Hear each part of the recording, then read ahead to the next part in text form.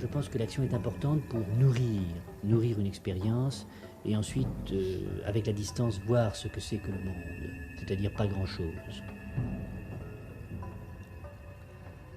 À la limite, toujours. Dominique de Roux, 1935-1977. Je ne sais pas qui était Dominique de Roux. Et par chance, j'ai ouvert immédiatement et je suis tombé sur à page 148, une phrase qui d'un seul coup, je me dis, mais voilà l'explication. Regardez, le secret doit exister, ce n'est pas un vide que l'on cache. Or, Dominique pratiquait le secret avec brio, maestria et continuité. À chacun, il donnait sa vérité. Donc, j'ai ma vérité de Dominique de Roux, Georges Londex a la sienne, Philippe Solers en a une autre, ou Jean Hederne, ou enfin, tous ceux qui l'ont rencontré. Et ces vérités ne se superposent pas. Pas du tout, pas du tout, pas du tout.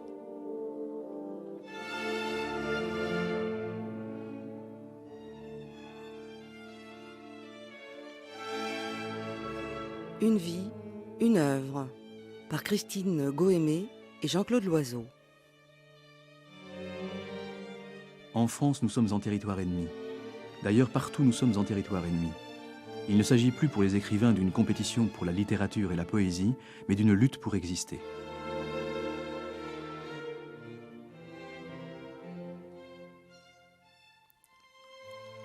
Écrivain, éditeur, Dominique de Roux est aussi un poète aventurier.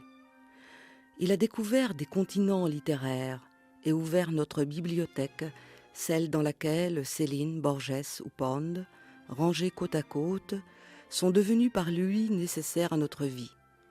Il a été de ceux qui réinventent la tradition en utilisant de la façon la plus vivante Chateaubriand par exemple, ou Baudelaire ou Dostoïevski. Il a mis les livres en circulation en les éditant et, grâce au cahier de Lerne, en a réinventé la lecture. Il a vu à travers son époque comment le monde se transformait et de quelle nature serait cette soi-disant transformation. Je cite, « Être moderne, c'est céder aux circonstances. » Voilà, il est mort, il avait 42 ans, il est là, présent dans la bibliothèque universelle, auprès de ses contemporains, auteurs antiques, futurs auteurs, poètes, philosophes, écrivains de toutes les langues et de tous les temps, avec lesquels il entretient une flamboyante complicité.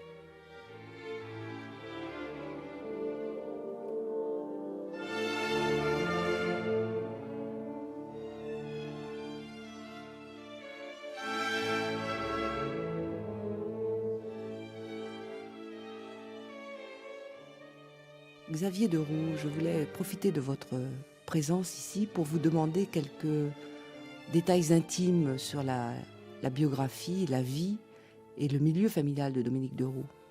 Alors, je crois savoir qu'il était issu d'une famille très nombreuse. Nous étions en effet 11 enfants, exactement. Et vous êtes le combien alors? Moi, je suis le 6e. Et Dominique était le? Et Dominique était le 3e. Donc, il était votre aîné. Dominique était mon aîné, il avait 5 ans de plus que moi. Alors, est-ce que vous pouvez nous raconter quel enfant il était? Dominique était chef de bande. C'était chef de bande, c'est lui qui avait l'imagination de jeux compliqués.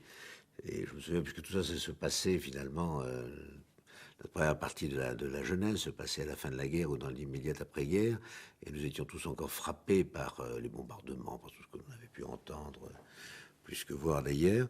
Et c'est lui, par exemple, qui avait inventé ce jeu extraordinaire des usines Tobaculari, où nous faisions des maisons en papier et on les bombardait avec des allumettes pour y mettre le feu. Oui, ça devait réjouir vos parents. Et ça réjouissait beaucoup mes parents.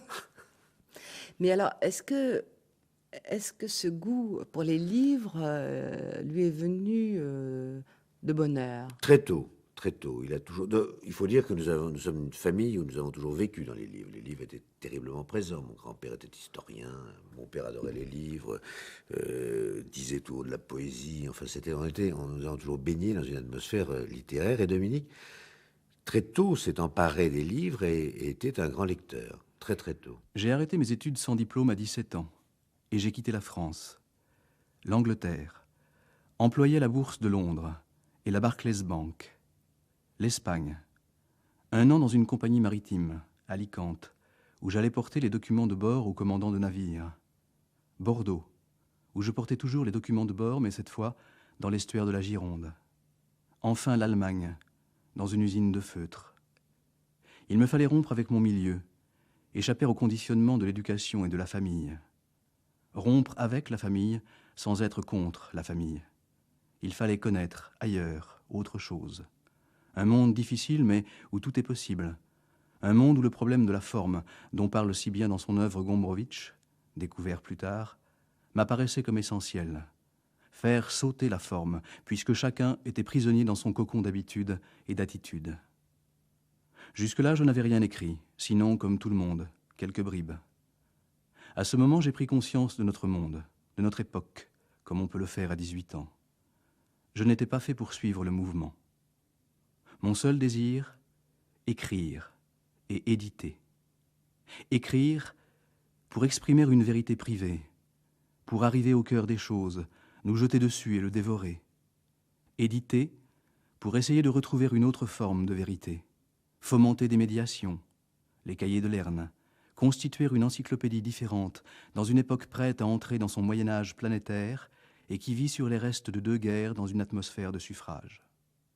Lerne, à l'origine, il faut être clair, c'était un peu une affaire de potage. Vous savez, à cette époque, dans les collèges, dans les lycées, tout le monde voulait avoir son journal. On avait tenté déjà de faire plusieurs journaux très tôt.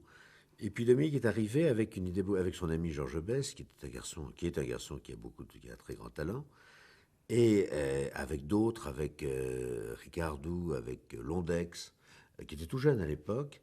Ils ont lancé cette minuscule revue. Cette feuille à laquelle j'ai très modestement participé. Je crois que ma signature figure dans le premier numéro, puis pratiquement dans tous les autres. Et nous rêvions de faire une grande revue littéraire avec évidemment de grands littéraires, mais nous avions entre 16 et 21 ans. C'était évidemment peut-être pas encore très sérieux pour constituer l'Académie française, mais enfin, c'était le rêve de Dominique qui a toujours rêvé de la bibliothèque de Babel. Dominique a été un homme de groupe qui a toujours, il le dit d'ailleurs tout le temps, il est pour le groupe.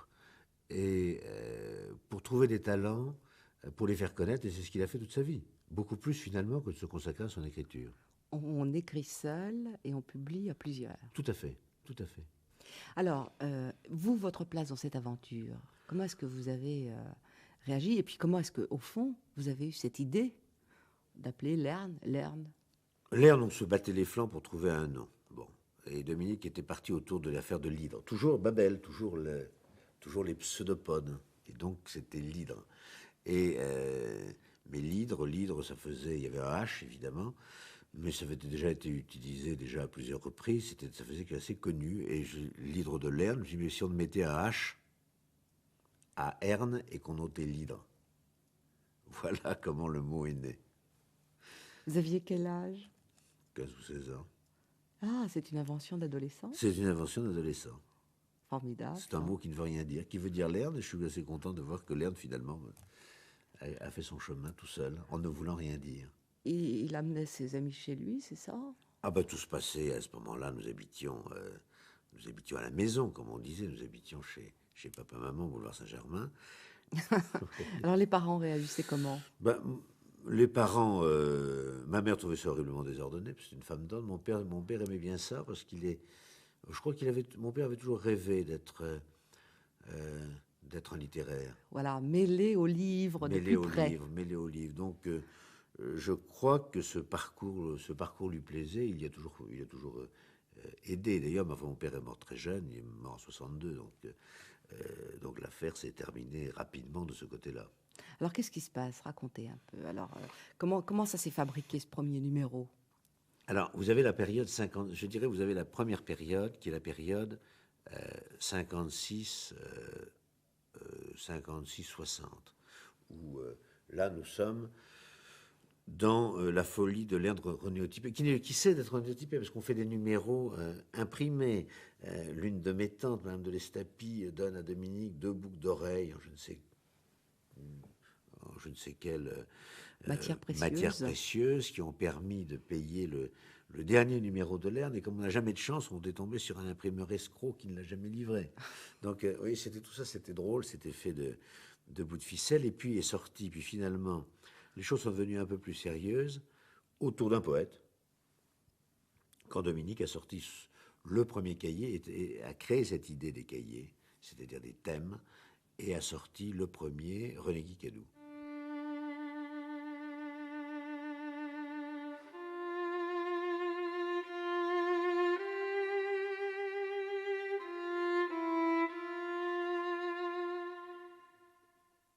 Pierre Belfond, est-ce que vous pouvez me dire dans quelles circonstances vous avez rencontré Dominique de Roux? C'est très simple. Il habitait, je crois, ou du moins il rendait souvent visite à Jacqueline Brusset, qui devait devenir sa femme, qui habitait à l'époque 28 boulevard Raspail. Et ma femme et moi, nous venions d'ouvrir une librairie au 29 boulevard Raspail, donc juste en face. Et cette librairie est ouverte depuis quelques jours. Je crois que nous l'avons ouverte le 16 décembre 1959 et le 18 ou 20 décembre, pour marquer l'inauguration, nous avons fait une signature avec Marcel Achard. Quelle drôle d'idée, enfin bon, on avait choisi Marcel Achard. Et Dominique est entré pendant la signature, n'a rien dit, et est revenu quelques jours plus tard en me disant c'est un écrivain de 17e ordre, pourquoi vous avez inauguré votre librairie avec Marcel Achard, dramaturge nul et non avenu. Et en plus, il n'y avait personne, vous avez remarqué. J'ai dit oui, effectivement, je me suis trompé, c'était pas... Il me dit, écoutez, on va rattraper ça. Je publie mon premier roman, Mademoiselle Annie Séché Julliard, dans quelques semaines. Je vous propose que nous fassions une signature avec moi. Alors, j'ai regardé cet inconnu qui me proposait de faire une signature pour son premier roman. Et je me suis dit, quand même, il faut le faire, il faut le faire. Et enfin, il a réussi à me convaincre parce qu'il était extraordinaire. Donc, quelqu'un que je ne connaissais pas, premier roman, un inconnu absolu, m'a convaincu donc de faire une séance de signature pour son livre. Et tout le monde est venu, il y avait René Julliard, son éditeur. Enfin, c'est incroyable, c'était un triomphe. Et c'était donc le premier livre d'un inconnu. Alors, à partir de là, je suis devenu un fan, comme on dit. Et je lui ai fait confiance parce que c'était un tel début dans la vie littéraire que tout lui était ouvert.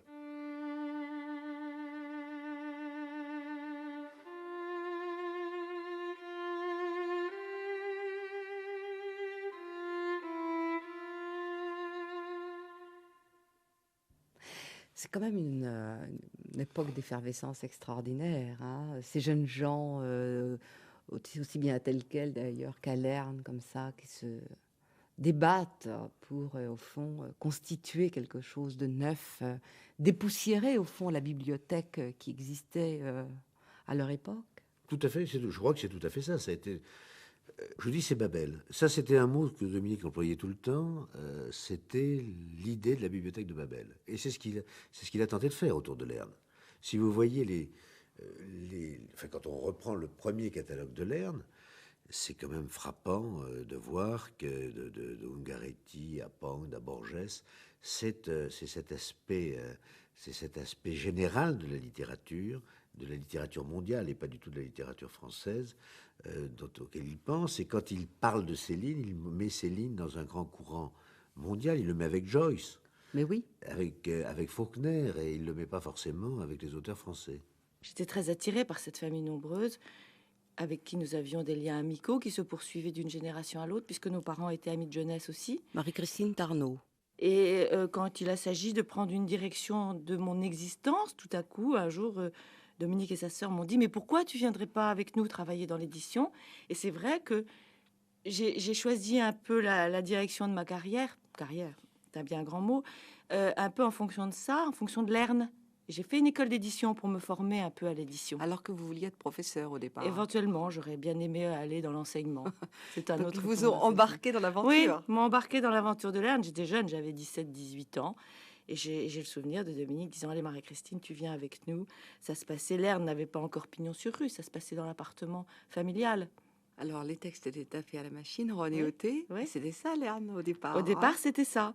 J'ai un souvenir assez amusant d'un cahier de Lerne, mais qui était sorti avant, qui était le cahier Borges. Je ne sais pas si vous le connaissez, il est très épais. Oui, oui. Il avait été imprimé à l'imprimerie Sino del Duca. Et je me souviens de son arrivée, parce qu'il fallait les stocker dans les caves. Et je me souviens de Dominique le soupesant et disant, oh là là, il est gros celui-là, on va le vendre 64 francs. Effectivement, il a été vendu à l'époque 64 Au francs. poids. Au poids. Et après 1968, avec les événements que vous connaissez, en 1968, nous avions publié les écrits militaires de Léon Trotsky. Et j'ai le souvenir d'un moment d'avoir livré une quarantaine d'écrits militaires de Léon Trotsky rue Monge chez Alain Krivine, dans une 3 chevaux qui appartenait à ma mère et qu'elle conduisait. Je crois qu'elle n'a jamais su chez qui nous étions allés. Et Dominique, Ni ce qu'elle transportait d'ailleurs. ni ce qu'elle transportait. Et nous en avions aussi déposé à la Sorbonne, à Sciences Po, avec Jacqueline, où nous allions tenir de temps en temps pour essayer de vendre au maximum pour faire rentrer un peu de trésorerie dans nos caisses. Alors, vous vous souvenez des gens qui circulaient un peu puisque, par exemple, en 67, André Glucksmann a fait paraître le discours de la guerre aux éditions de Lerne. C'est son premier livre. Oui, tout à fait. J'ai C'est tout à de fait vous le qu'il a souvenir publié. d'André Glucksmann venant relire ses épreuves et donner son bon à tirer dans l'appartement familial du boulevard Saint-Germain. C'est moi qui l'avais reçu à l'époque, puisque je m'occupais plus particulièrement de ce qu'on peut appeler la fabrication des ouvrages. Est-ce que Donc, vous vous souvenez, Marie-Christine, de la manière dont Dominique de Roux a vécu mai 68?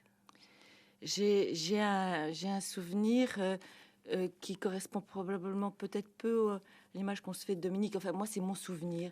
Il n'était pas agitateur du tout, mais en même temps, je pense qu'il était conseilleur. C'est pas français, mais je pense qu'il a rencontré, j'en suis sûre même, les personnes qui ont été à l'origine de mai 68 et il a été consulté. Très certainement consulté. Mais ça, c'était le grand respect que Dominique avait des personnes. Ça restait relativement confidentiel. Il le disait, il en parlait, mais il n'en a jamais fait état, il ne s'en est jamais vanté en tout cas. But first Elpenor came, our friend Elpenor unburied, cast on the wide earth, limbs that we left in the house of Circe, unwept, unwrapped in sepulchre since toils urged other. Pitiful spirit, and I cried in hurried speech, Elpenor, how art thou come to this dark coast? Camest thou afoot, outstripping seamen? D'abord en France, je peux vous dire qu'il n'a jamais été publié et il a fallu, si vous voulez, qu'un jeune éditeur comme moi découvre un jour Pound dans une librairie à Londres pour qu'en 1966, je le publie avec les moyens du bord, alors que tous les éditeurs l'avaient refusé, parce que ça leur paraissait illisible, alors que Pound aujourd'hui est lu justement par les gens de 20 ans. C'est pour vous dire qu'à l'époque, l'esprit cartésien, l'esprit NRF, n'est-ce pas, l'horrible esprit de boutique français, le Pollan du coin, ne pouvait pas supporter Pound et sa culture moderne, sa science actuelle. And set my oar up that I swung mid fellows. And Anticlea came, whom I beat off, and then Tiresias Theban, holding his golden wand, knew me and spoke first. A second time, why? Ces cahiers de garde sont composés tels que chaque fois nous voulons révéler un auteur, n'est-ce pas? C'est-à-dire le chemin des précurseurs. Nous réunissons dans des cahiers qui sont importants, puisque chacun a 500 pages, une sorte de témoignage, de texte de contradiction, pour et contre, afin que le visage du poète, son œuvre dans tous ses aspects multiples comme celui de Pound, apparaissent avec ces contradictions. C'est-à-dire ce n'est pas un hommage, c'est une sorte de brassée de grands documents critiques, de correspondances, de lettres, de contradictions telles que la vie que nous vivons chacun de nous chaque jour est faite de contradictions, pour dire voilà ce qu'était Pound, à vous maintenant de trouver votre propre chemin à l'intérieur de ces pages.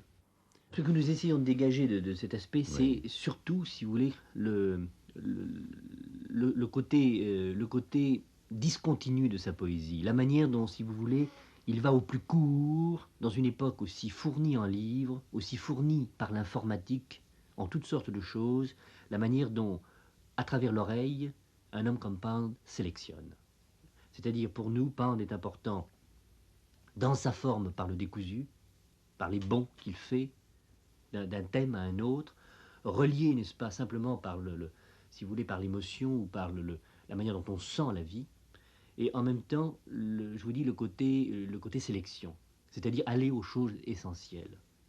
Les points qu'il a touchés, on ne peut pas faire une synthèse de Pound, car je vous dis, il a toujours lutté contre la forme qu'il était en train de monter, de créer. Mais je pense qu'à travers lui, eh bien, on peut relire des textes. Je pense à Propers, dont nous avons publié un long fragment ici.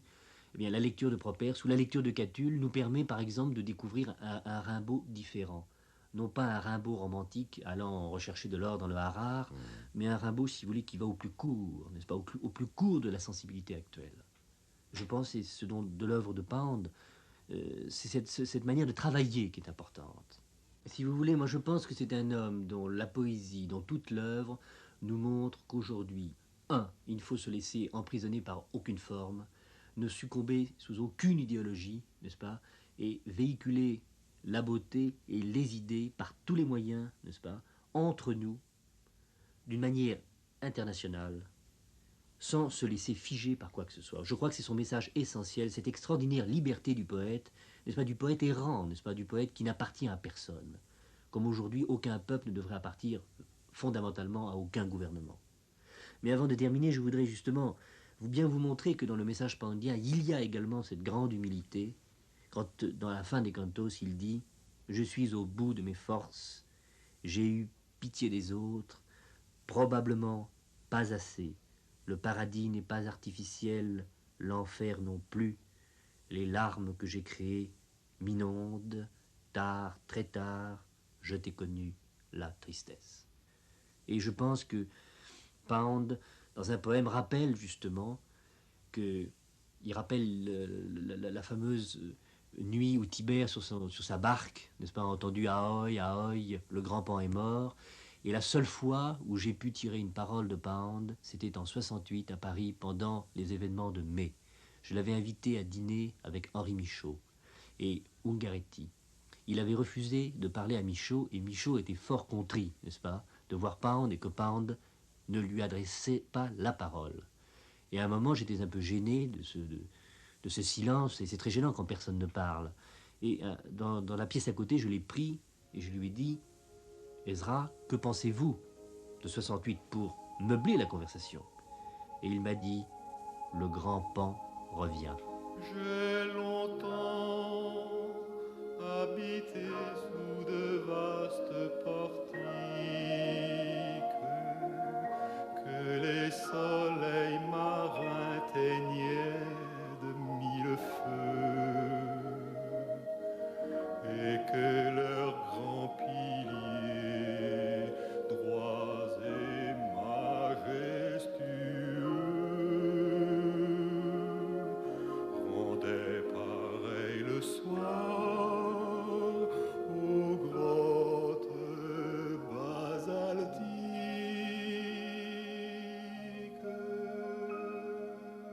Vous n'avez pas pu, vu votre jeune âge, connaître Dominique de Roux, mais au fond, vous l'avez vraiment rencontré, à la fois comme lecteur et puis aussi comme écrivain, Yannick Enel.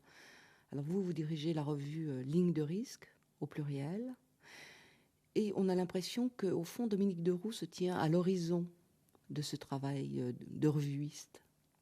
C'est vrai que c'est la lecture d'immédiatement, vers 20 ans, qui m'a plongé de manière plus radicale dans l'écriture et dans l'idée de faire une revue qui serait à la fois une petite conspiration littéraire. Je crois qu'il y a, pour les jeunes écrivains d'aujourd'hui, chez Dominique de Roux, un certain sens de la négation à trouver. Vous savez qu'on peut prendre des munitions chez les écrivains qu'on aime pour s'en servir, pour réarmer sa propre écriture. Et là, Dominique de Roux, c'est un véritable trésor. Les lions, comme les génies, ne font rien d'inutile. L'oisiveté du lion est un terrible travail, comme celui de l'artiste. Des heures entières, allongé sur la plaine, il médite son chef-d'œuvre, le bon.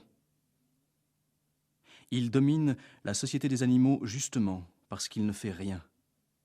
Aucun geste inutile ne devant compromettre le sceau qui transfigurera l'antilope en gloire indomptée.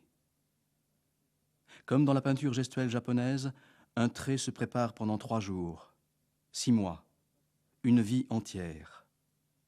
Le principe du lion est là, et les gazelles autour cherchent depuis 1 million d'années qui les dévorera.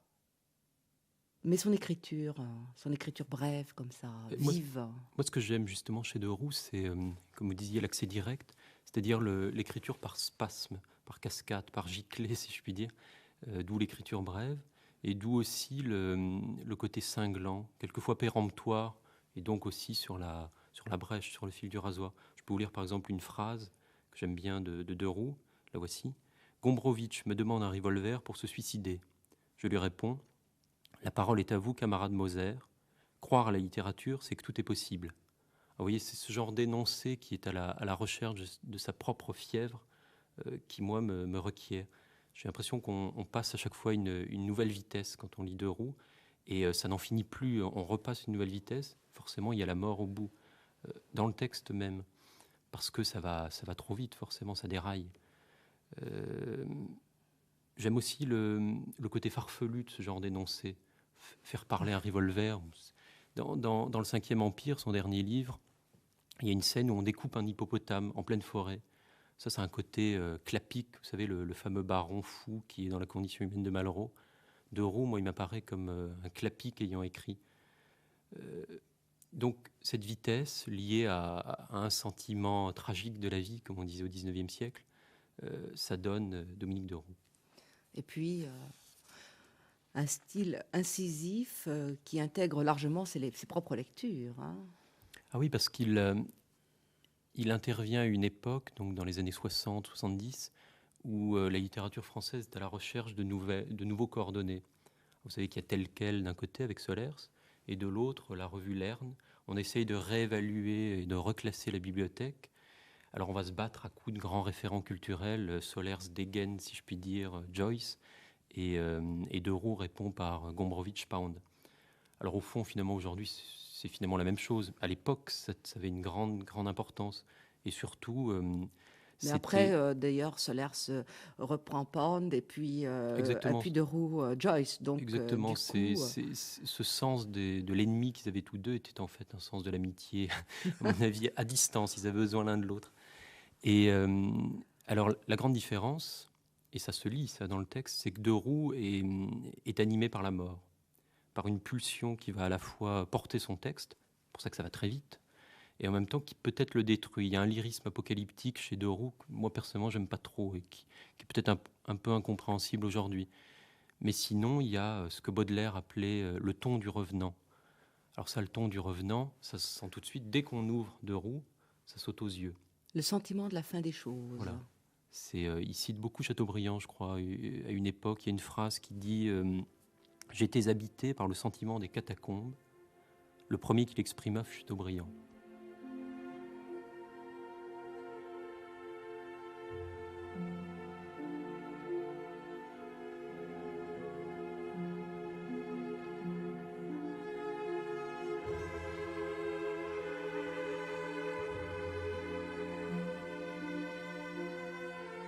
J'ai donc été en effet un peu l'introducteur de Pound en France, et lorsqu'il est mort, puisque je le voyais chaque année, que je l'avais fait venir 2 fois à Paris en 1965 et en 1966, où il n'était pas revenu depuis les années 1920 en raison de son exil et de sa condamnation politique, puisqu'il était enfermé à Washington.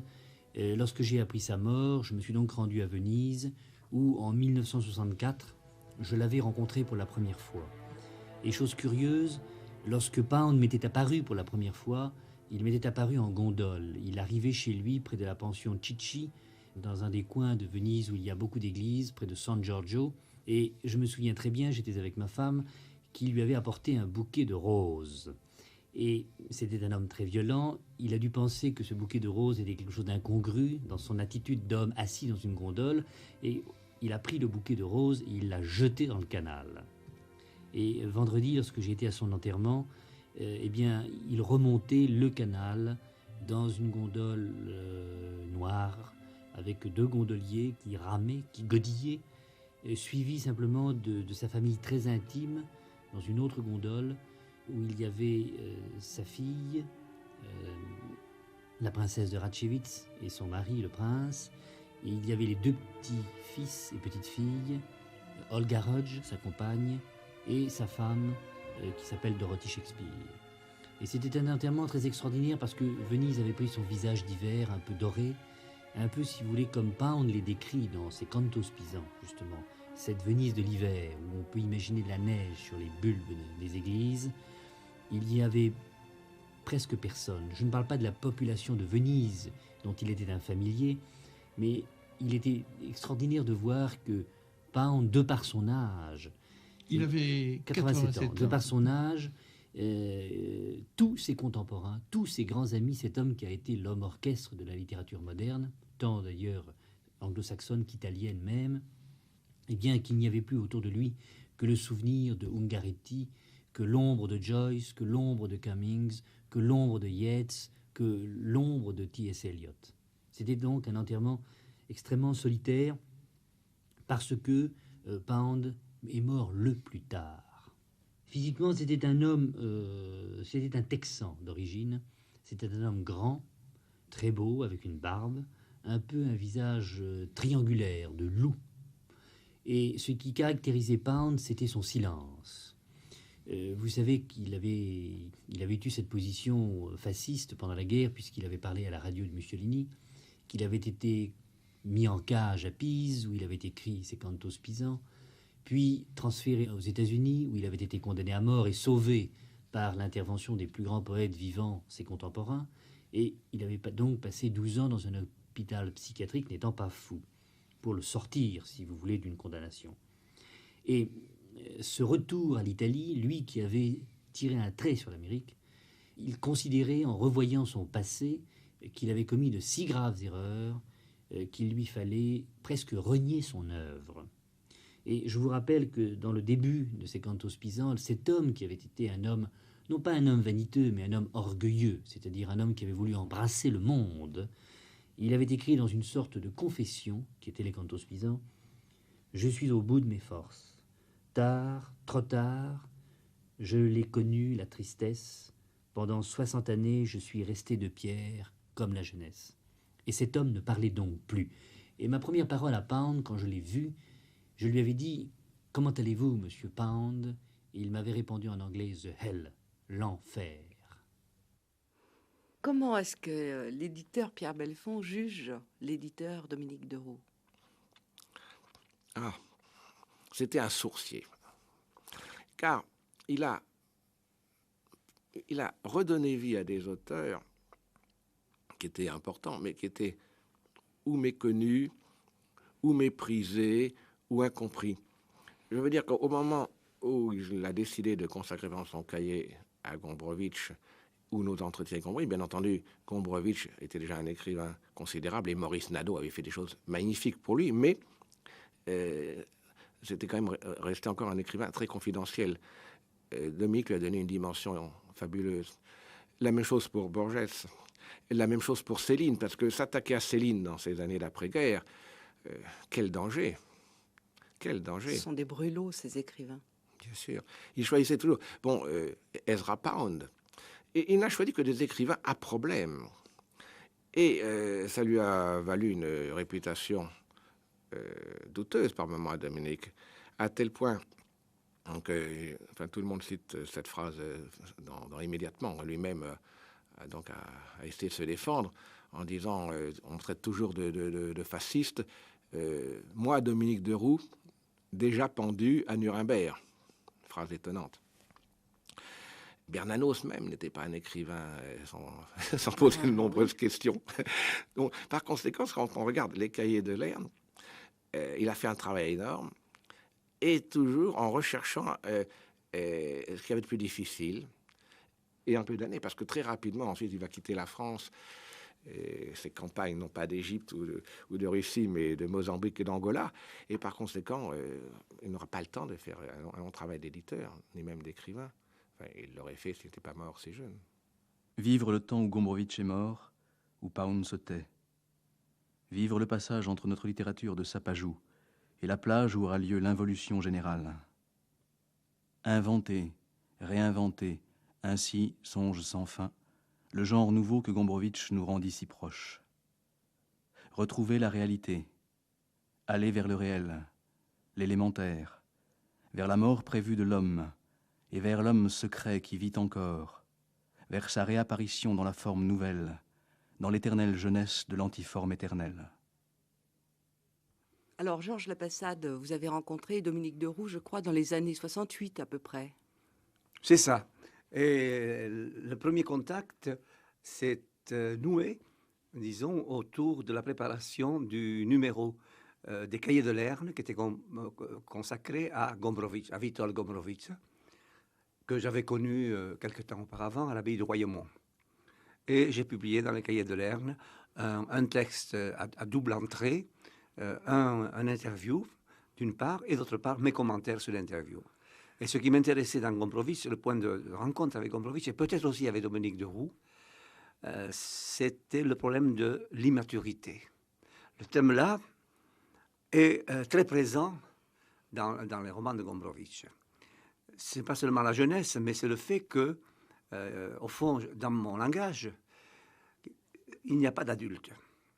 Je crois que ce thème de l'homme inachevé, de l'immaturité, était aussi une sorte de préoccupation existentielle de Dominique. Je pense qu'il était lui-même, non pas inachevé au sens négatif qu'on donne à ce terme habituellement, mais quelqu'un d'extrêmement juvénile, d'extrêmement, disons, en recherche, à la recherche de la connaissance, à la recherche de la vérité. Et pour être passionné comme il l'était dans cette recherche, il fallait vivre dans l'inachèvement. Oui, parce qu'on a toujours effectivement l'impression que l'état d'adulte est un moment qui se clôt, alors que Dominique de Roux était quelqu'un qui était en perpétuel mouvement et mouvance, d'une certaine manière. C'est exactement cela. Et c'est pour cela que je pense que nous soyons rencontrés autour de Gombrowicz et de ce thème de l'inachèvement était parfaitement significatif de ce qu'il pouvait y avoir peut-être de commun intellectuellement entre nous.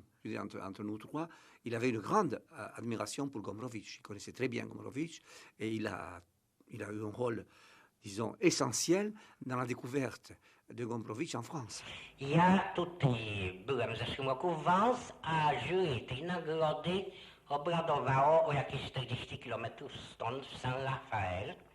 Ja, prawda, mając, czując już możliwość tej sumy $10,000, miałem rozmaite projekty na to, miałem sobie kupować jakieś mebelki, jakieś firanki i tak dalej. Dość na tym, że ta wizja zdemoralizowała co najmniej ze 3 tygodnie. L'homme vivait retiré à Vence, dans une solitude grande qui était redoublée, si vous voulez, par l'hiver de Vence, qui est toujours vide, et par la chaleur de Vence de l'été, ce qui faisait que Gombrowicz, qui était asthmatique, en était resté d'ailleurs à une Vence d'avant 1914, lui polonais exilé en Europe et d'abord en Argentine, ce qui fait qu'il souffrait de la solitude en hiver et de la chaleur en été. C'était un homme physiquement, on peut dire, assez beau, je veux dire, avec un côté coureur automobile. Monsieur Stewart, par exemple, cette tête un peu ronde, des cheveux blonds blanchis, une voix parlant le français avec un fort accent, traînante, lente, se déplaçant avec difficulté et toujours soigneusement vêtu d'étoffe marron, car c'était un homme sensible à la qualité de la nourriture et à la qualité de l'étoffe des objets, même si autour de lui il n'y avait rien. D'un caractère difficile, méfiant, avec un humour qui déséquilibrait souvent les gens qui n'étaient pas habitués à sa dialectique, car c'était un dialecticien, la manière de contredire, d'assurer, de déformer, justement pour en revenir à son fer-dit-dur qui à ses théories, à sa philosophie, que nous sommes déformés par l'autre. Il vivait profondément pour l'écriture, et je dirais presque d'une manière socratique, dans la mesure où, malgré son isolement, c'était un homme qui, en Pologne, avant-guerre, et en Argentine ensuite, avait passé son temps à enseigner à toutes sortes de gens. En Pologne, c'était dans les cafés, à des gens de sa génération quand il en avait 20, et en Argentine, c'était à des gens les plus divers. Ça allait aussi bien du monde portuaire, des matelots, qu'à des femmes du monde ou à des employés de bureau. Mais Gombrowicz avait besoin d'enseigner la philosophie qu'il vivait. Et ce qui est curieux chez Gombrowicz, c'est qu'il se rattache sans doute à une tradition polonaise, et je dirais presque à un lunatisme polonais. Gombrowicz est à la fois profondément international et son message, entre guillemets, comme il l'aurait dit avec humour, est quelque chose qui est réceptif aussi bien à un Argentin qu'à un Brésilien ou qu'à nous, ou à un Soviétique, mais il est profondément polonais dans le côté déroutant de son œuvre et le côté souterrain de son œuvre. Je crois que dans une époque où tout le monde, justement, aujourd'hui, est envahi par l'informatique, est transformé en être paranoïaque par la photo d'une actrice de cinéma à la couverture de match ou la manière dont la télévision peut faire de chacun un héros en 10 minutes, il rappelle que les choses profondes de notre être ne changent pas et qu'il faut mieux d'abord s'occuper de nous, du soi, de l'ego, que d'essayer de s'occuper du monde entier comme nous avons tous tendance à le faire en lisant Le Monde ou en ouvrant la radio. Oui. Donc il en revenait, si vous voulez, à la leçon de Montaigne. Et à cela, je me souviens qu'il me disait toujours, quand nous parlions par exemple du structuralisme de Michel Foucault, des idées à la mode, il ricanait d'un rire sardonique, et il me disait que c'était un peu lui qui était à l'origine du que l'on ait parlé, que l'on ait écrit, n'est-ce pas, que je suis en face de vous et en définitive je découvre ce que je vais dire parce que vous êtes en face de moi d'une certaine manière, je vous vois d'une certaine manière. Et il me disait toujours, les grandes idées c'est très bien, mais la philosophie s'arrête à une rage de dents. Si Dominique de Roux avait cette sorte de, comment dire, de réticence par rapport à l'ensemble des intellectuels de gauche, disons comme dont Barthes était un symbole, ce n'était pas parce qu'ils étaient de gauche, mais parce que il y avait dans cette gauche quelque chose d'un peu trop, je dirais, rigide presque, ce que Sartre appelait la gauche respectueuse, quelque chose de convenu. Et pour lui, quelque chose d'hypocrite, quelque chose qui ne rentrait pas dans sa préoccupation d'une pensée qui commence, qui cherche sa forme, mais qui n'est pas encore formée. Gombrowicz, toujours. Donc, je pense que c'était cela qui nous a rapprochés, cette défiance un peu par rapport à des systèmes tout faits et à des opinions convenues. Oui, c'est ça. Au fond, ce que souhaitait Dominique de Roux, c'était de n'être assignable nulle part, d'une certaine manière. Je le crois.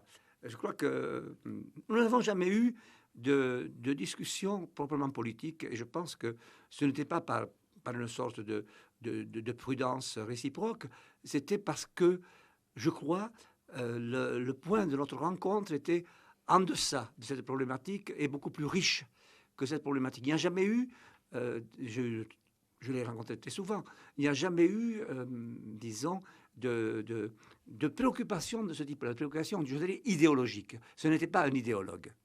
C'est ça qui est intéressant. Ce n'était pas un idéologue, c'était quelqu'un qui fonctionnait à partir de la sensibilité. Oui, et puis on a l'impression, a priori, comme ça, d'avoir affaire à quelqu'un sans cesse en ébullition, d'une certaine manière, avec Dominique de Roux. Oui, tout à fait, mais je suis préoccupé de vous parler un peu, si vous voulez bien, d'une anecdote qui n'en est pas une, qui est peut-être plus significative qu'une simple anecdote. Avec plaisir. Il s'est trouvé que j'ai publié une sorte de roman chez lui, qui s'appelle Le Bordel andalou. Maintenant, l'affaire est connue, donc je pense que ça ne portera pas conséquence. Ça met en question quelqu'un qui est mort et dont je respecte la mémoire, c'est Roland Barthes. Mais ce qui s'est passé, c'est que l'origine de ce roman, je dois dire quelques mots, je suis obligé de dire, était, et que j'ai raconté à Dominique de Roux, bien sûr, c'était une visite à une maison de passe que Barthes fréquentait à Tanger et où on pouvait rencontrer des garçons, des jeunes prostituées qui étaient là. Donc, après avoir visité avec lui cette maison de passe, quelque temps après, j'ai rencontré Jean Genet, toujours à Tanger. Et je lui ai parlé de cette maison de passe et de Barthes. Il a voulu voir, lui aussi, cette maison. À ce moment-là, c'était l'hiver et la maison était fermée. Mais le gardien de la maison a bien voulu ouvrir et nous laisser visiter cet endroit.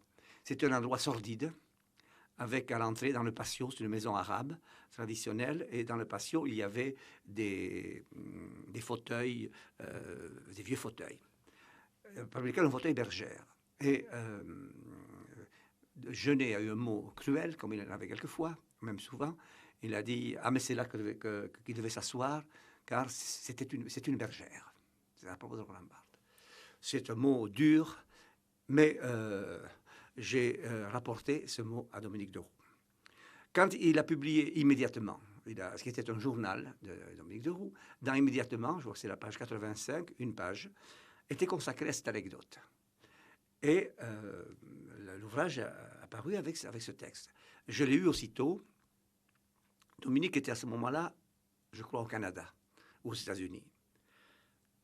Roland Barthes, informé de cette page, a pris peur et est allé voir Bourgois, qui était l'éditeur, qui était un ami de Dominique de Roux, Oui. qui dirigeait avec lui une collection. Voilà, ils avaient fondé ensemble.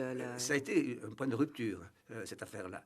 Est allé voir Bourgois et a exigé que le livre soit retiré de la vente. Bourgois a refusé de le retirer, mais a fait passer ses employés de son maison éditoriale, donc c'est Stock ou Plomb, de chez Plomb, les a fait passer dans quelques librairies de Saint-Germain-des-Prés pour tailler au rasoir, je crois, la page incriminée. Alors le livre était vendu sans cette page. Dominique est rentré et, mis au courant de cette censure, était furieux. Je ne crois pas pour des raisons idéologiques, encore une fois, mais à cause de sa conception de l'écriture. Et si vous vouliez le définir en quelques mots, qu'est-ce que vous pourriez dire? Juste un portrait comme ça.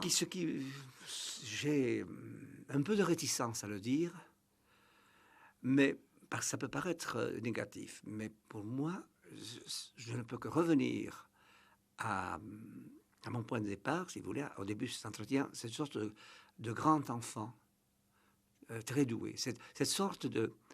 C'était dans son regard, dans son expression, dans tous ses gestes, dans toutes ses manières d'être, cette sorte d'étonnement devant les choses et d'ouverture à la vie. C'est pour cela que sa mort, moi je l'ai ressentie très durement, parce qu'elle paraissait totalement injuste, étant donné cette... le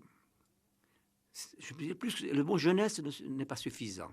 C'est cette ni immaturité, cette enfance, mais pas une enfance au sens, disons, limité du terme, mais au sens un peu, je ne sais pas trop comment le dire, c'est très difficile, parce que je le ressens comme une sorte de grâce, si vous voulez.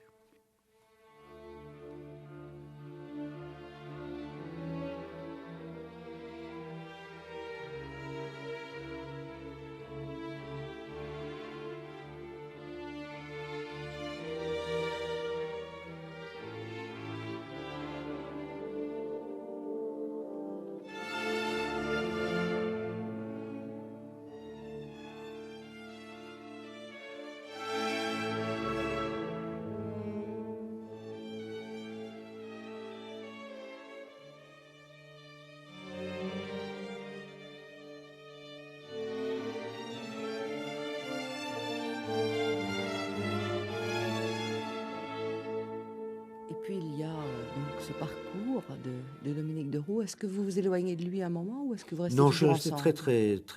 très près de Dominique. Xavier de Roux. D'abord parce que je me suis toujours occupé de ses affaires comme avocat. Alors ça, c'était autre chose. C'était encore ça n'arrêtait pas. Oui. Il avait quand même besoin d'un juriste aussi. Il aurait eu besoin d'une troupe de juristes. Parce que il se précipitait surtout dans les moindres obstacles avec une facilité absolument déconcertante. Surtout dans ces époques, juste des années 60, on était, disons, semble-t-il, un complot par semaine. Et tout ça donnait lieu à des intrigues qui semblaient étonnantes, alors qu'il n'y avait pas du tout d'intrigue. Mais enfin, si vous mettez Dominique et Jean Hederne ensemble, je vous promets que ça donne des choses, ça donnait des choses assez étonnantes. Il devait y avoir quand même quelques belles séances de paranoïa collective. Ah, écoutez, moi je me souviens d'un voyage que nous avions fait ensemble, encore une folie d'ailleurs, c'était drôle comme tout, à Haïti. Bon. Dominique s'était mis en tête, avec Jean Edern d'ailleurs, tous les deux, je ne sais pas si c'était Jean Edern ou Dominique, enfin lequel avait eu l'idée le premier, mais d'aller voir Papadoc, c'était dans les années 60, 65 par là, quelque chose comme ça. Bon, d'aller voir Papadoc, puisque Duvalier, tout le monde parlait de Duvalier, les tontons Macoute, le vaudou, etc. On a débarqué à Haïti, et c'était extravagant. On arrive dans ce pays de fous, qui était encore plus fou qu'aujourd'hui, mais je suis pas retourné depuis longtemps, et l'on tombe sur un personnage étrange, extraordinaire, qui dirigeait le seul journal d'ailleurs de Haïti, qui s'appelle je ne sais plus comment, qui était Gérard de Catalogne. Gérard de Catalogne, français, du midi de la France, ayant été forcé de quitter la France parce qu'il était dans la Waffen-SS ou Dieu sait quoi, réfugié à Haïti, grand lettré, très grand lettré, et sur son mur de son bureau, un portrait de Maurras. Bon, c'était un vieux maurassien complètement cinglé, très littéraire d'ailleurs, mais gardé avec des tontons Macoute qui avaient des fusils mitrailleurs pour le garder, parce que tout le monde voulait l'étrangler. Et il dit deux roues, mais ça a quelque chose à voir avec Marie de Roux, parce que Marie de Roux, c'était mon grand-père, qui a été l'un des fondateurs de l'Action française avec Maurras. Oui, c'est mon grand-père. Ah, alors là, toutes les portes s'ouvrent. La porte, si je peux dire, la clé de la folie s'ouvre, et c'est comme ça que l'on rencontre Duvalier, qui était, je me souviens toujours, qui était un espèce de petit médecin noir, comme ça, un peu tassé sur lui-même, et qui nous a parlé uniquement de la maladie du pian. Parce qu'il avait écrit, je ne sais pas combien, 17 volumes, pour comment traiter cette maladie, qui est une sorte de vérole caraïbe, dont souffraient beaucoup les Haïtiens. Et c'est comme ça, il nous a expliqué que c'est comme ça qu'il était devenu chef d'État d'Haïti, parce qu'il avait réussi à soigner le pian. Et il nous expliquait que la politique, il nous expliquait, ça s'est beaucoup frappé Dominique, qui en parle, je crois, immédiatement, et Papadoc nous expliquait que le rôle de la France en Amérique latine passait par Haïti, qui était le seul pays francophone, et nous faisait une grande théorie là-dessus. Alors, Jean Edern, et je finis cette histoire qui est un peu longue, Jean Edern a écrit en vers rimés, en alexandrin, une ode à Duvalier, dont Dominique s'est emparé. Et il a fait chanter Jean Edern pendant je ne sais combien d'années, en disant, si tu m'embêtes, Jean Edern, je publie, je sors ce texte. Ton ode à Duvalier. Mais ça s'est très mal terminé, parce que toujours l'histoire des usines Tobacculari, on va se faire promener par un chauffeur de taxi un soir sur la colline au-dessus qui s'appelle Pétionville, et il fait arrêter la voiture, et on voyait très bien on avait une très belle vue de cette route, et l'on voyait le palais de Duvalier. Et Dominique et Jean Edern improvisent dans le sable l'attaque du palais de Duvalier en disant, mais c'est ici où on va mettre, il suffit de mettre un mortier, c'est pas compliqué, on fait sauter la baraque. Évidemment, le chauffeur de taxi qui nous accompagnait était un espion, évidemment. Et le lendemain matin, nous avons été remis manu militari dans le premier avion en partance pour la Guadeloupe. Je te trouverai charogne un vilain soir, je te ferai dans les mires deux grands trous noirs. Ton âme de vache dans la transe peut prendre à du champ. Tu verras cette belle assistance, tu verras voir comment que l'on danse au grand cimetière des bons enfants.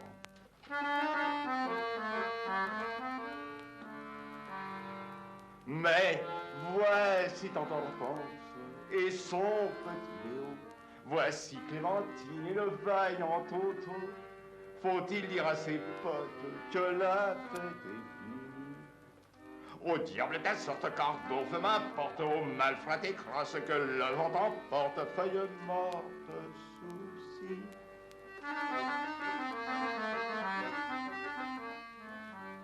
Mais la question qui me tracasse en te regardant, est-ce que tu seras plus dégueulasse, mort que vivant? Si tu vas repousser la vermine, plus d'enterrement. Si tu restes en rade sur la pile, j'aurai des crosses avec mimine au trou cimetière des bons enfants.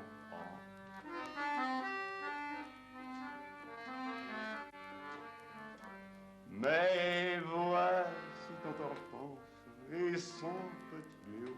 Voici Clémentine, le vaillant Toto. Faut-il dire à ses potes que la fête est finie? Au diable ta sorte, cardo, fais la porte, au malfrat et crasse que le vent emporte. Tourbillons et soucis. Voilà. C'est fini.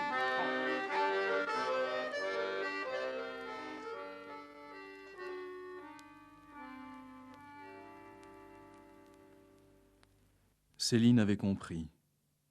Avant Genet, dont les textes de velours pourris par les poisons semblent transcrits de l'anglais élisabétain, que, depuis Maurice Sèvres, le français s'est dérobé aux abjects.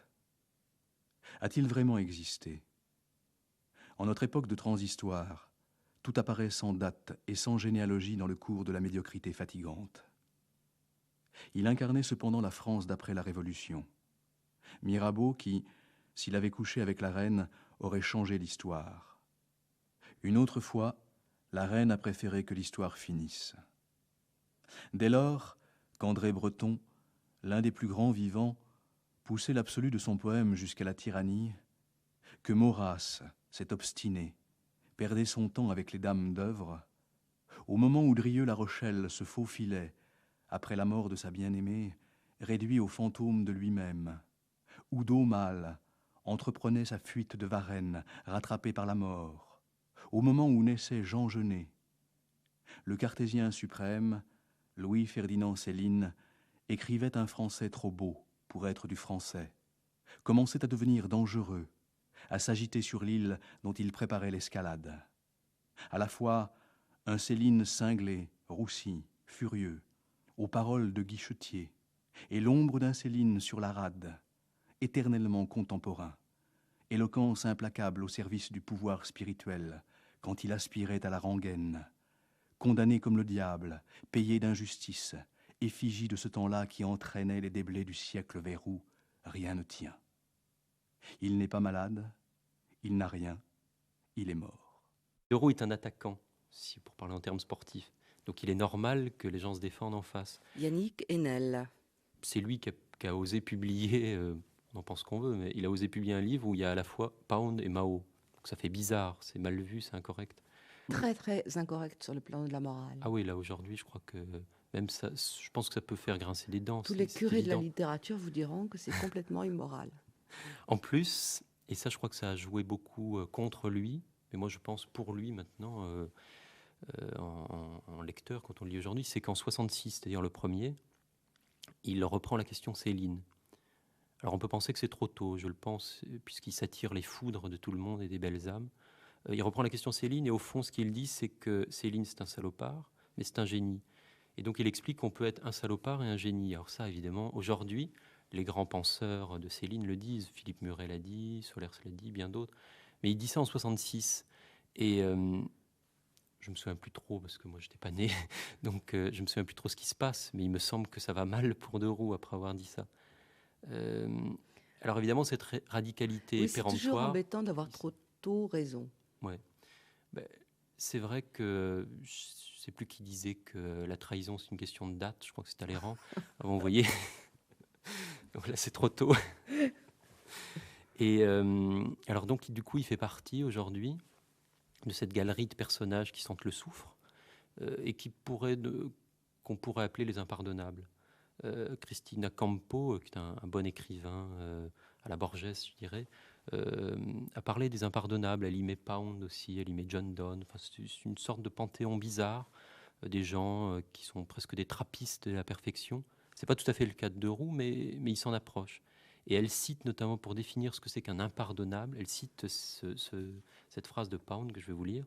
« Venez, mes poèmes, parlons de perfection, nous nous rendrons passablement odieux. » Si vous voulez, c'est à partir de Louis-Ferdinand Céline qui me sert de prétexte que je fais des commentaires sur l'époque de Louis-Ferdinand Céline en le ramenant tout le temps aux écrivains de ma génération. Céline représente pour la génération de Claudel, d'Aragon, de tous ces grands monstres, celui qui a incarné l'époque dans sa grandeur et dans son abjection. Et j'ai voulu, à travers ce personnage et cet écrivain, rappeler aux écrivains de ma génération qui se préoccupent peu du passé et de l'histoire qu'il y avait eu des événements dont nous portons encore l'ombre.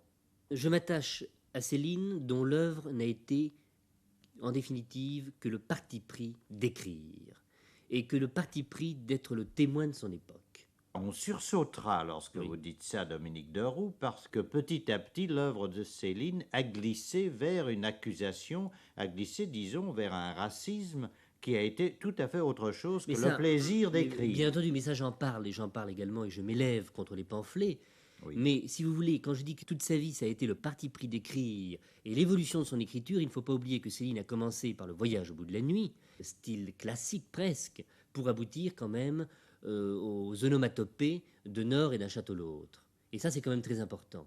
C'est quelqu'un qui a été fidèle jusqu'au bout à sa recherche de l'écriture. C'est ça. Donc pour vous, Céline est avant tout un homme engagé dans l'écriture et non pas dans les idées, non pas dans la sociologie. Non, avant tout dans l'écriture. Quant au reste, il a été le témoin. Je crois que dans le voyage au bout de la nuit, personne mieux que Céline n'a parlé de la guerre de 14, du colonialisme ou de la Société des Nations, ou même de l'Amérique.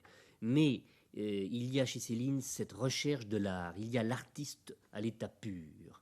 Regardez le style d'un Jean-Paul Sartre dont l'engagement, au contraire, est intéressant et estimable, mais il n'y a pas, dans les nouvelles de Sartre, cette espèce d'art de bijoutier, d'art de la langue qu'il y a chez Céline.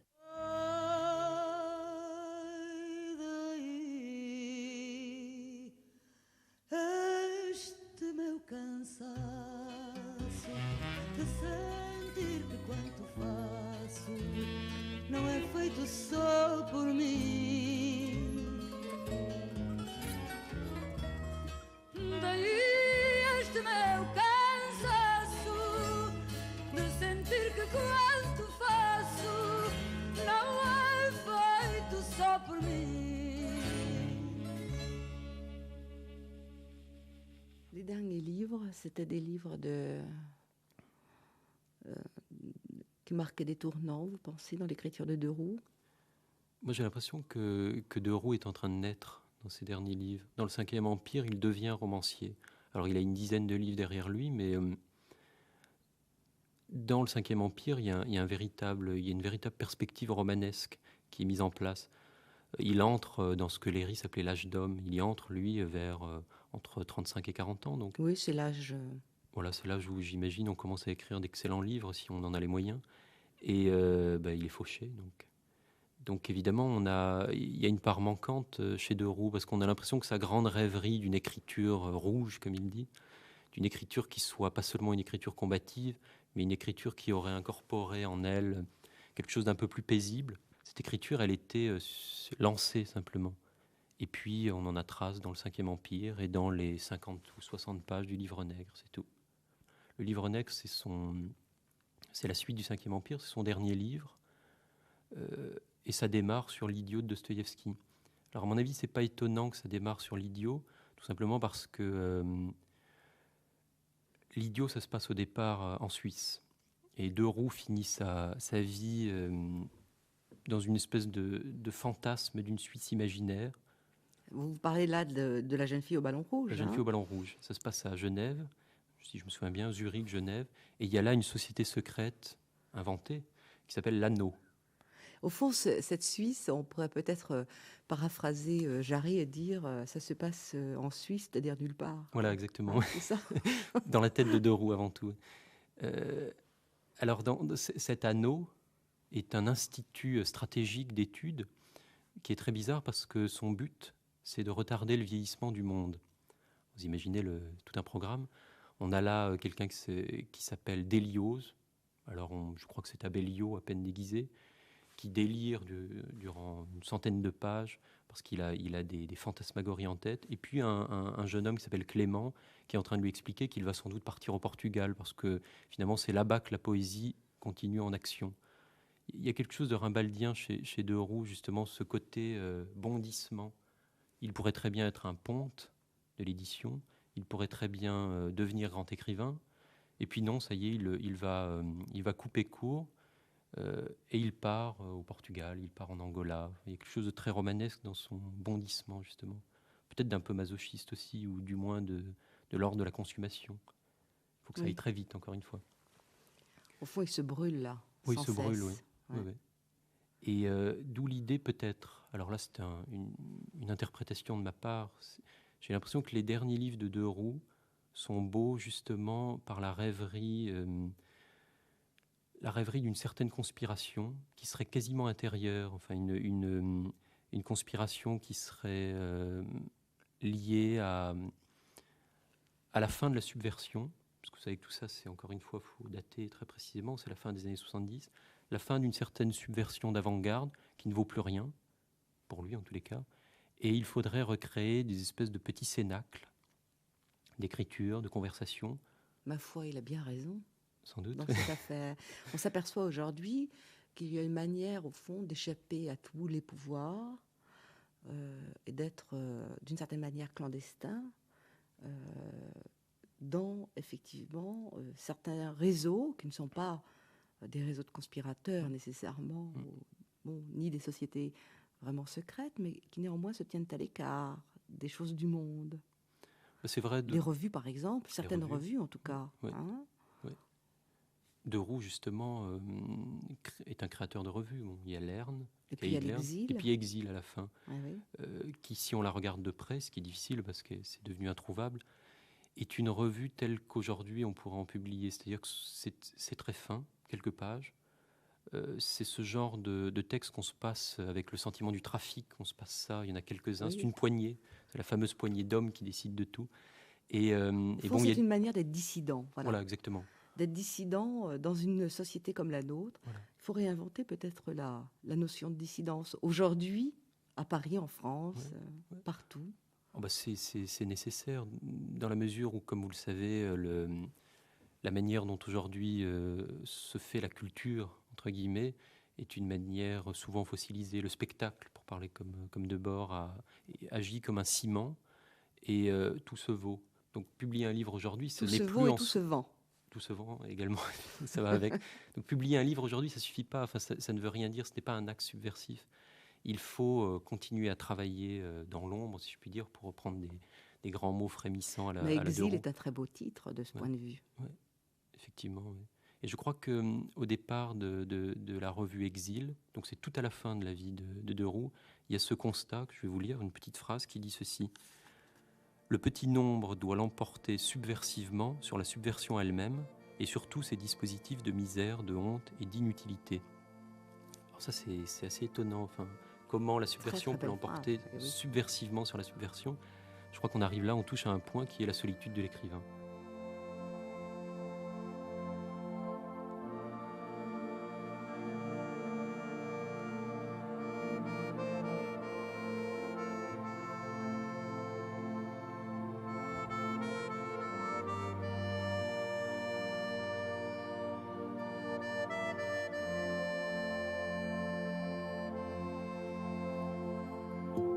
Silence portugais qui ne résonne pas sur des idées abstraites. Il n'y a qu'à prendre le train Lisbonne-Madrid. Après la frontière, on jacasse.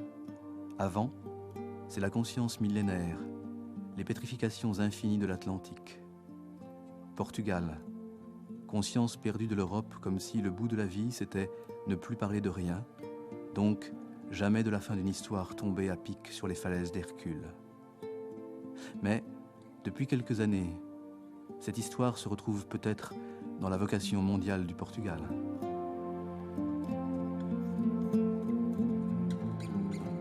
Pierre-André Boutan, Patrick Chauvel, on va peut-être parler justement de Dominique Deroux, de la fin de la vie de Dominique Deroux, la période africaine et puis le Portugal, la révolution des œillets.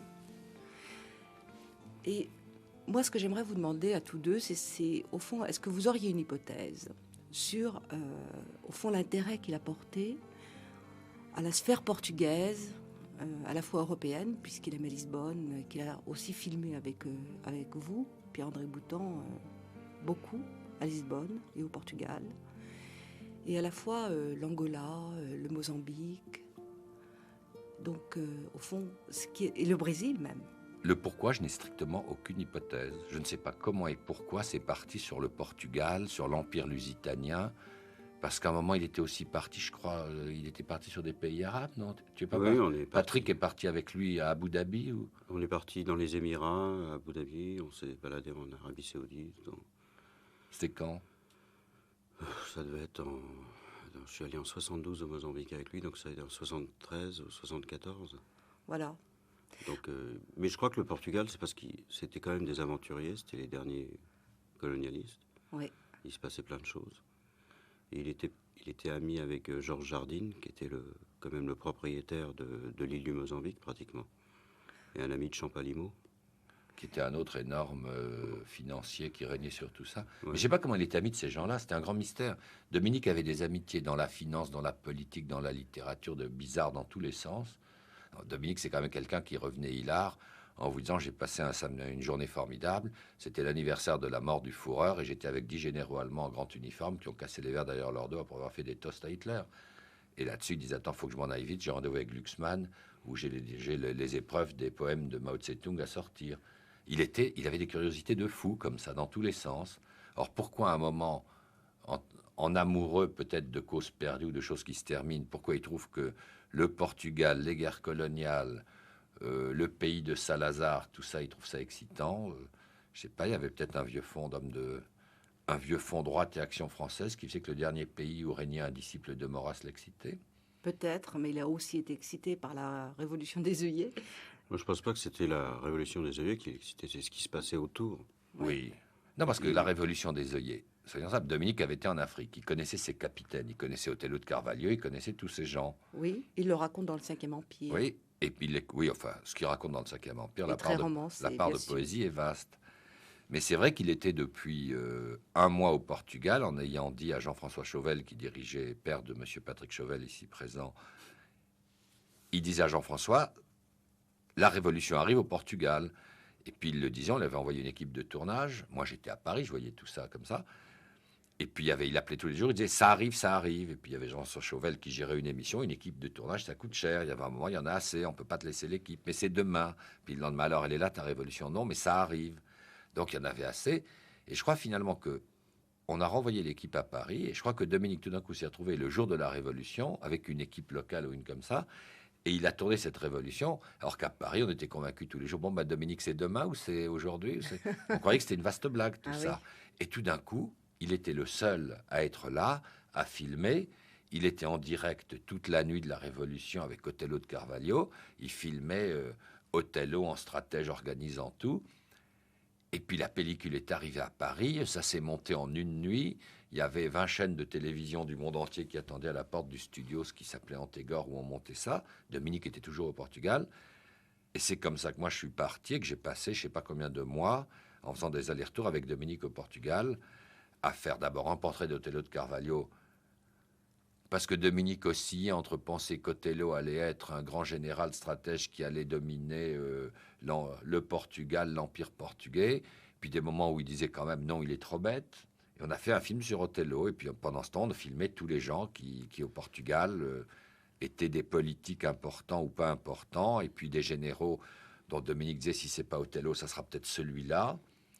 Alors ça donnait des gags hallucinants, ou pendant les interviews, Dominique, il oubliait qu'il était en train d'interviewer un type parce qu'il y avait une chose qui lui traversait l'esprit. Alors tout d'un coup, il s'arrêtait en plein milieu de l'interview, il sortait son petit carnet et il commençait à noter des trucs pendant une minute. Alors moi, je lui donnais des coups dans le dos et on se trouvait devant des types qui étaient quand même un peu suffoqués de voir devant eux un journaliste connu et sulfureux parce que, qui oubliait de leur parler. Et puis comme il était farceur, quand on allait dans le bureau d'autres qui étaient en retard, je me souviens, il est mort, paix à ses cendres, il s'appelait Sacarnero, il était assez malin mais tout petit, donc Dominique l'appelait le nain, ce qui n'était pas très gentil. Il était en retard une fois pour un entretien. Alors Dominique a fait un truc très très curieux. Il s'est mis, il a dit de toute façon tout ça n'a aucune importance, il a pris tous les dossiers de Sacarnero sur le bureau de cet homme politique et il s'est mis à mélanger tous les papiers, tous les dossiers, etc. Histoire de faire payer au type le fait qu'il était en retard. Ou bien peut-être pensait-il que la politique, c'était à la fois sérieux et dérisoire. Vous le dites très bien. Oui, oui, il pensait sûrement que c'était sérieux et dérisoire. Ça le faisait marrer comme un fou. Tout ça l'amusait à la folie, c'était vrai. Savoir ce qu'il y avait derrière, il y avait aussi des choses. Dominique, c'était pas seulement l'écrivain qui faisait ça pour faire un livre, ni le farceur que tout ça amusait beaucoup. Il y avait quand même des jours où on voyait des messieurs extrêmement sérieux et qui n'avaient pas du tout l'air portugais, avec qui il avait rendez-vous dans l'endroit le plus visible, c'est-à-dire l'hôtel Avenida Palace. Et on voyait bien que les types ils avaient des bons physiques comme ça, genre sud-africains, et vu la qualité rasée de leur nuque, etc., on se doutait que c'était pas des musiciens. C'était visiblement des types de services secrets.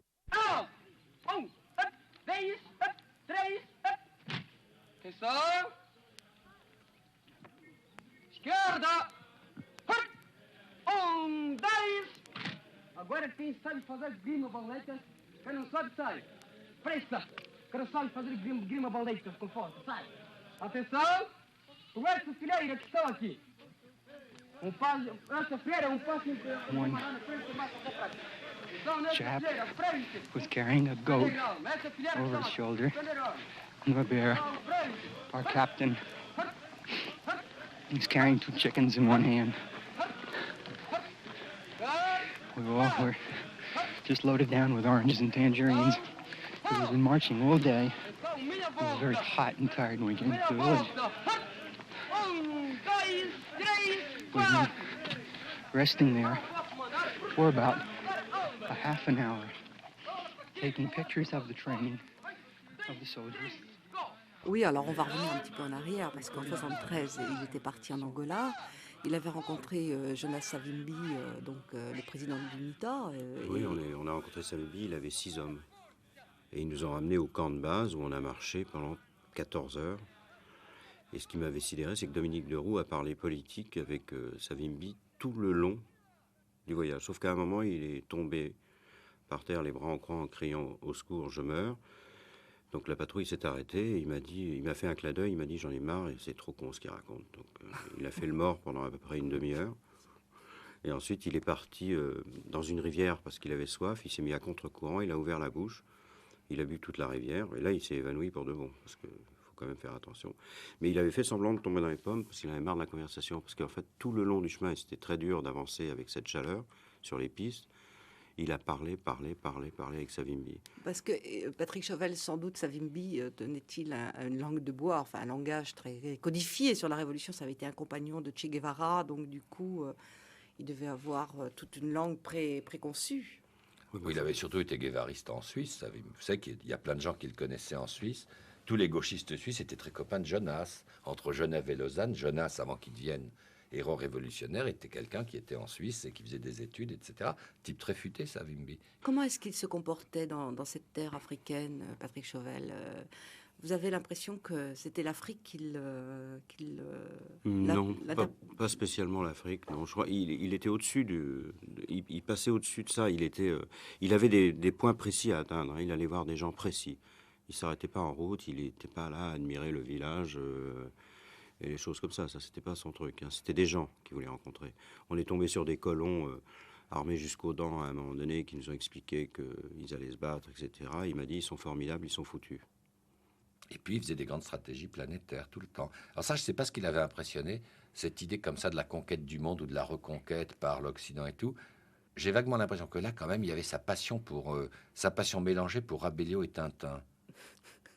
Non, vraiment, non, Abellio parce que les puissances obscures, les gens qui règnent sur le monde, etc.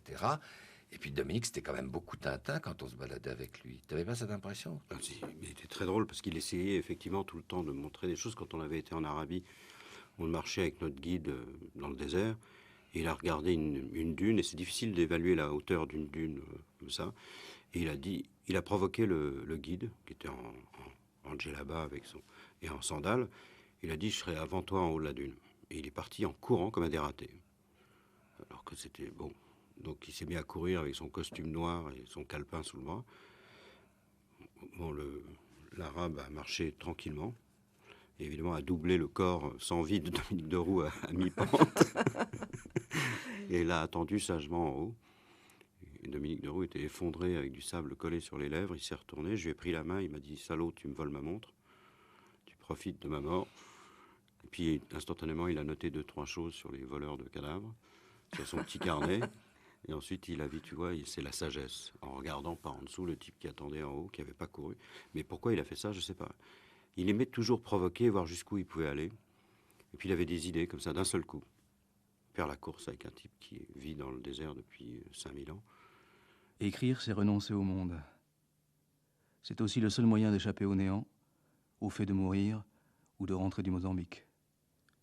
C'était une santé fragile, c'était pas du tout, Dominique n'était pas du tout sportif. Il avait été jeune, il était souvent, c'était un garçon plutôt de constitution faible, comme on dit. C'était pas une. Bon. Et Xavier Deroux. Il devait repartir, il arrivait du Brésil, je sais très bien, parce qu'il était en plein dans la lusitanité. Il devait repartir en Afrique du Sud, et puis est resté là quelques jours à Paris, et il a eu une crise cardiaque. Il est mort à l'hôpital 24 heures après, très très brutalement. Oui, on a l'impression, quand on parcourt de loin comme ça, et sa vie, et son œuvre, qu'au fond c'est un homme qui a eu 1000 œuvres et 1000 vies d'une certaine manière.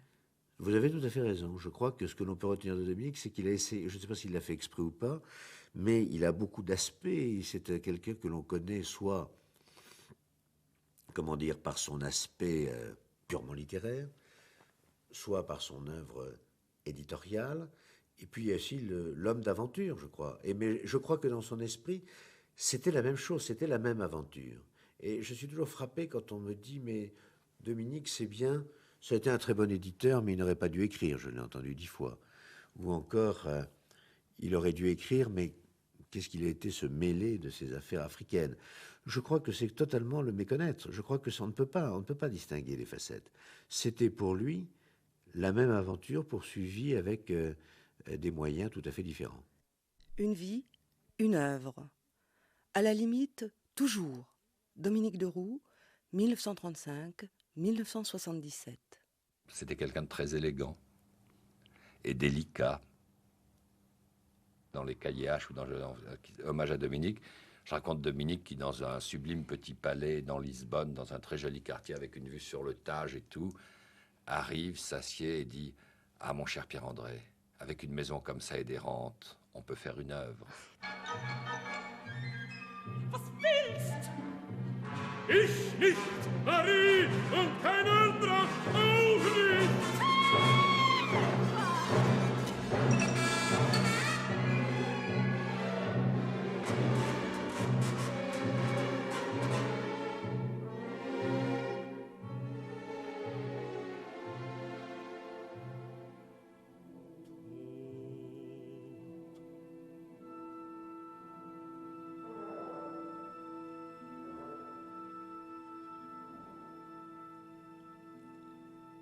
Avec Pierre Belfond, Xavier Deroux, Marie-Christine Tarnot, Yannick Enel, Georges Lapassade, Pierre-André Boutan, Patrick Chauvel. Et les voix de Dominique Deroux, Pond, Gombrowicz et Céline, archivées par l'INA. Texte lu par Jean-Louis Jacopin. Mixage Agnès Warnier, Delphine Merlot. C'était une émission de Christine Goémé réalisée par Jean-Claude Loiseau. Je suis quelqu'un qui refuse la classification, d'où la manière dont on me met beaucoup de bonnets sur la tête, mais surtout, je publierai, à partir du moment où il y a du talent, mon pire ennemi. C'est-à-dire celui qui me calomnie, ou qui me déteste, ou qui voudrait même me faire du mal. S'il a du talent, je le publie. Et je continue à le publier, à le défendre, au niveau de ses textes. Quant au reste, eh bien, ça ne me regarde pas, je fais le silence.